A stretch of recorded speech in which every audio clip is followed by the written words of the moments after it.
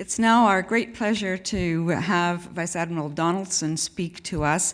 I'm not going to go over his bio. You have that in the package, because I think we're much more eager to hear what he actually has to say. Thank you very much for taking the time out from your very busy schedule to come here, and we look forward to your presentation.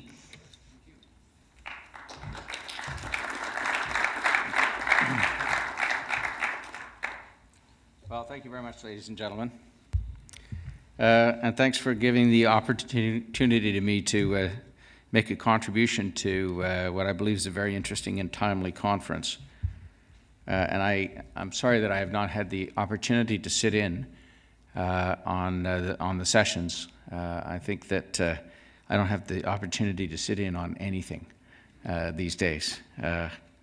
But this morning, I think that Parliamentary Secretary Alexander, and I think he got here to talk to you, talked about the relationship between NATO and Canada from a political and a diplomatic point of view.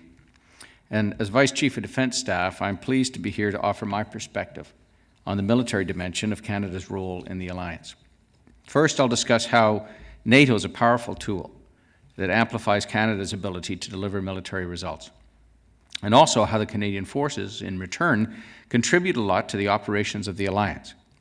Then I'd like to share some thoughts with you on the need for NATO members to work together more coherently and more efficiently to prepare for the challenges of the future.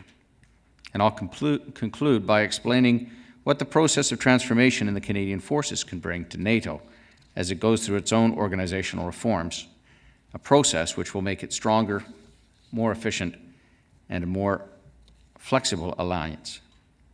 De mon point de vue, en ma qualité d'officier des forces canadiennes, l'OTAN, c'est d'abord en avant tout un outil puissant qui renforce la capacité du Canada à obtenir des résultats opérationnels.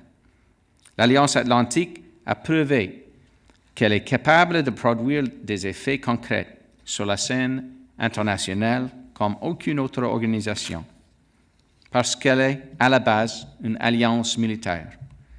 But NATO is certainly not perfect. Members have their differences, and the decision-making processes can sometimes, frequently, be cumbersome. And that's bound to happen in such a large multilateral body, but at the end of the day, NATO can deliver results. And this is what matters to me as a military officer. So despite its challenges, NATO remains a tremendous force multiplier for Canada. It not only ensures a good cooperation with powerful and reliable allies on both sides of the Atlantic, but also provides the Canadian forces with essential resources, infrastructure, and capabilities that we need for our tough missions. Our experience in Afghanistan, and engagement, which I'll discuss in a moment, proves that point. Canada could never have achieved what it did in southern Afghanistan without the support of ISAF, which provided us with increased access to air mobility and surveillance assets and gave us the ability to operate out of Kandahar airfield. Une autre qualité de l'OTAN, qui de mon point de vue est fondamentale pour expliquer ses succès militaires, est sa capacité sans égale à s'adapter aux changements dans notre environnement de sécurité. Nous avons vu un bon exemple de cette capacité d'adaptation à l'œuvre il y a quelques mois de cela en Libye. Lorsque nous avons intégré des partenaires régionaux, nos membres de l'OTAN ont participé à nos opérations. Ce genre de flexibilité est essentiel pour répondre aux menaces que l'avenir nous réserve et constitue un bon exemple de la direction que nous empruntons avec le concept stratégique. All this shows that, for Canada, the alliance remains an irreplaceable tool to help achieve military and strategic success. But NATO doesn't just offer a lot to Canada. Canada brings a lot to NATO. In recent years, the Canadian forces have made important contributions to the alliance's highest profile operations, most notably in Afghanistan and Libya. We were able to play a leadership role in both of these theaters because we had developed the required capabilities in advance. We were ready to act at a moment's notice because we'd made the investments in people, training, and equipment. And so when called upon, we were able to deploy to Afghanistan. Our readiness and our flexibility are what allowed us to be among the first nations to put soldiers on the ground in December 2001. We had the right skills and the right tools for the job, and that enabled us to sustain operations for a decade, rotating close to 38,000 troops in a wide range of different capacities. Between 2006 and 2010, Canada led the international community's efforts in Kandahar province, and Kandahar is where most of our efforts were concentrated, where we suffered most of our losses, and where, together with our whole-of-government partners, we had the greatest impact on the lives of Afghans. And when we needed it, we were flexible enough to shift our resources according to our needs. We acquired new equipment, such as Leopard 2 tanks, counter-IED capabilities, and Chinook helicopters, better to deal with the challenges that we faced in Kandahar. Today, while we've wrapped up our combat operations, our continuing commitment to Afghanistan is made clear through the 950 personnel we have deployed as part of Op Attention in support of NATO's training mission. Notre participation à cette opération contribue à l'atteinte de l'objectif de l'Alliance qui est d'aider les Afghans à prendre leur propre sécurité en main dans un avenir rapproché. Même si l'Afghanistan a été notre engagement le plus important de la dernière décennie, il ne s'agit pas de l'unique endroit où nous avons fait une différence pour l'OTAN. You all remember how, only a few days after the United Nations Security Council announced an arms embargo and a no-fly zone over Libya, Canada was able to send 6 CF-18s, 2 refueling tankers, and 2 maritime patrol aircraft to join HMCS Charlottetown and its crew in the Mediterranean. Over the course of the following months, our air personnel conducted over 1,500 sorties, making a major contribution to international efforts to protect Libyan civilians. In this case, just as in Afghanistan, our wise investments and years of preparation made the difference. But this kind of readiness cannot be taken for granted. It is perishable and requires effort to maintain. This is true not only for Canada, but also for our allies and for NATO as a whole. In an era of global strategic uncertainty, the alliance needs to become better at preparing for the changes we will face tomorrow and the challenges we will face tomorrow. It's my belief that we will have to face these challenges together. The threats of the future, whether they're terrorism, cyber attacks, proliferation, piracy, or humanitarian crises, are transnational by definition. And in the current economic context, the human or financial resources of individual countries will not be enough to counter them. This means that NATO members will need to work collaboratively to find solutions to problems that none of them can solve alone. So they have every incentive to work together to do things more efficiently and more coherently. For example, by setting the right priorities, pooling and sharing their capabilities, and better coordinating their efforts in the field of defense. In a complex strategic environment and at a time of global economic turmoil, this way of doing business, what NATO Secretary General has called smart defense, is in the interests of individual countries and of the alliance as a whole. En allant de l'avant avec la réforme de l'OTAN, le Canada peut jouer un rôle clé dans un processus de renouvellement et d'adaptation. Comme le secrétaire parlementaire Alexander l'a mentionné ce matin, nous procédons à notre propre modernisation depuis quelques années. Tandis que nous terminons des missions à cadence élevée, en particulier en Afghanistan, nous prenons conscience qu'il nous faut utiliser cette occasion pour continuer de faire des bons choix en matière d'investissement, afin que dans 10 ans, nous soyons toujours en mesure de mener des opérations dans notre environnement stratégique et constante évolution. En d'autres mots, nous devons continuer de maintenir notre excellent niveau de disponibilité opérationnelle. This is part of the rationale behind the process of transformation that the Canadian forces are currently undergoing. And this includes rebuilding and renewing our capabilities, notably through acquisition projects, institutionalizing the lessons of Afghanistan, and anticipating the challenges that lie ahead and pursuing the capabilities needed to address them. Maintaining a top-tier military capable of achieving results in the 21st century will require a considerable and sustained investment, and our government is committed to this objective under the Canada First Defence Strategy. This is a blueprint for a modern and efficient fighting force of the future. For example, the government recently selected 2 shipyards to renew our fleet of combat and non-combat ships. And we're going forward with the acquisition of the F-35 Lightning to replace our aging CF-18s, so that we can maintain the capability and, more importantly, the interoperability necessary to participate in NATO missions. En même temps, nous devrons réduire les coûts pour aider à maintenir des dépenses de la défense à niveau soutenable. Et ceci est particulièrement vrai dans le contexte actuel de turbulence économique mondiale, jumelée à une grave crise de la dette. Le gouvernement a demandé à tous les ministères et agences, incluant les forces canadiennes et le ministère de la Défense nationale, de contribuer à l'objectif de réduction du déficit budgétaire fédéral. Et je crois qu'il s'agit d'une excellente opportunité pour devenir plus efficace et améliorer nos procédés. We need to invest in our capabilities, but the Canadian forces must also become more agile and nimble, because we will have fewer resources, and because we have a responsibility to Canadian taxpayers.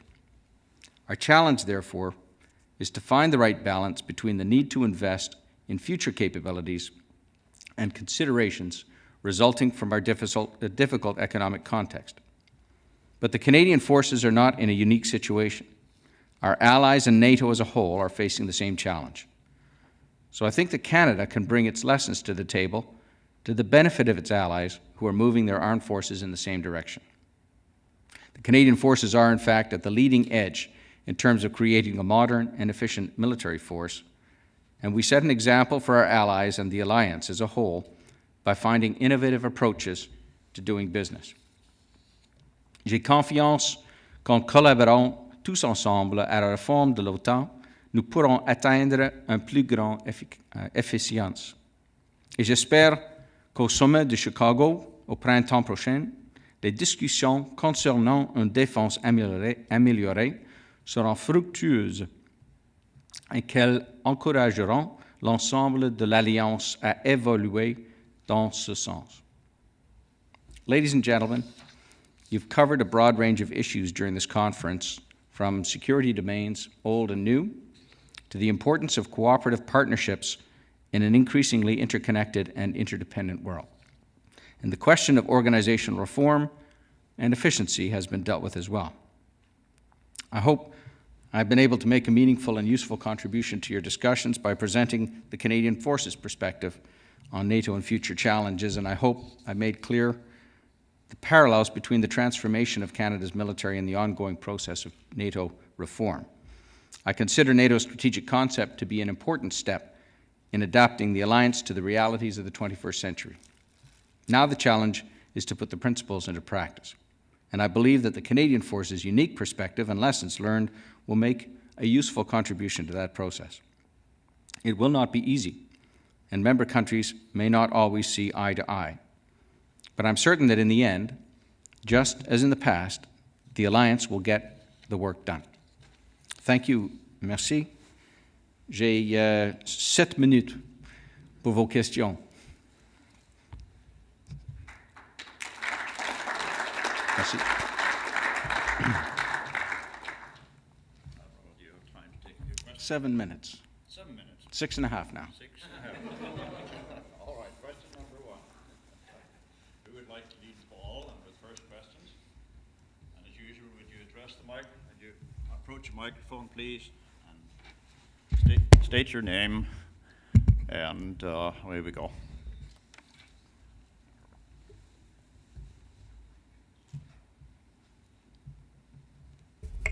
Hi, I'm James Bridger with the Atlantic Council. My question for you is under this whole theme of reorganization and smart defense and fiscal austerity. How do you see Canada sort of balancing its transatlantic responsibilities with, particularly from a naval focus, sort of a turn towards the Pacific and that growing area, both in terms of economic prosperity and security?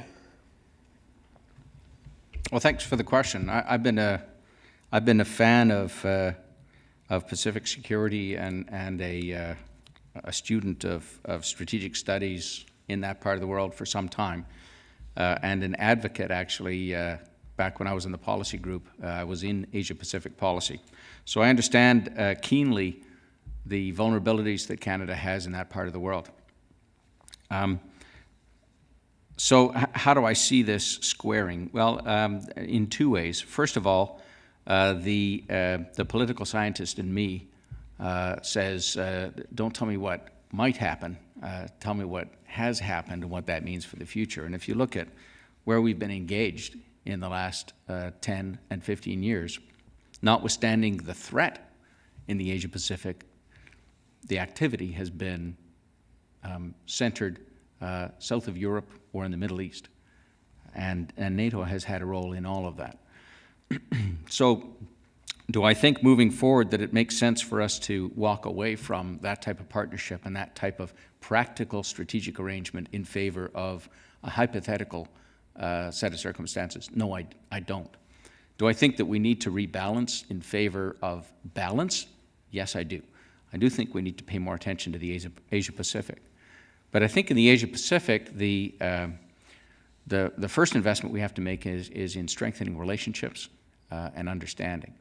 So from a Canadian Forces perspective, I think we can do an awful lot along those lines and still maintain the type of practical military-to-military and defense establishment to defense establishment cooperation that we have with NATO now in very much the same way. I do think, however, as everybody rebalances, it will be blindingly obvious that in a resource-constrained environment, when you take on new things, you must shed or reduce in other areas. And getting that right balance and finding how NATO as a team can actually allow all of its member nations to get a better balance in that respect, I think that that'll be very important moving forward.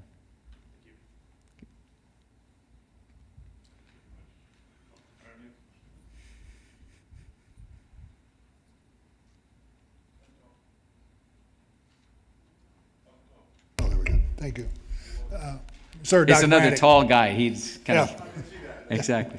Dr. Brannick, National Defense University. I understand balancing as a strategic thinker and a planner and a former military guy is very, very important in balancing. But how do we convince the population, and that's where the battle is convincing our population the need for reorganizing, balancing, and even funding new activities. There's where the challenge lies. You mean in the Asia-Pacific or in general? In general. Well, I'd say I think a strategic thinking country projects its interests into the future and sees where they may be threatened and positions itself to deal with those threats. A not-so-strategic thinking country deals with threats that manifest themselves now, particularly to business interests. I believe those threats are manifesting themselves now to business interests in relation to the Pacific in a way that has caused the government already to start looking westward from Canada into the Asia-Pacific. And in terms of convincing the public, I think that we've had a lot of voices talking about this for some time in Canada, but we haven't had the government talking about it for some time. And I think we may see the government start to talk about that. We're seeing the U.S. government start to talk about that, and that's quite often a forcing function for our own government. It's also a forcing function for a narrative in Canada, because if the profile of the Asia-Pacific and the threat posed in that region to North American interests is characterized in the U.S. media both academic and popular, then I think we'll find it captures Canadians' interests at the same time. The tough part, I guess, is that because of our, my opinion is because of our geographic situation, we have been culturally trained to think of things in directional terms. So it's either coming from the east, or it's coming from the north, or it's coming from the west. Or maybe it's coming from the south, if it's drugs and that type of thing. We haven't really knit it all together to say the world doesn't work directionally anymore, and a threat from the Asia-Pacific could just as easily manifest itself in the cyber domain or across the Atlantic as from anywhere else. Now, I don't know how to crack that nut. I've been doing that, trying to do that for some time. But I would say that with any luck, the business of interest is getting sophisticated enough that the dialogue has got to follow suit.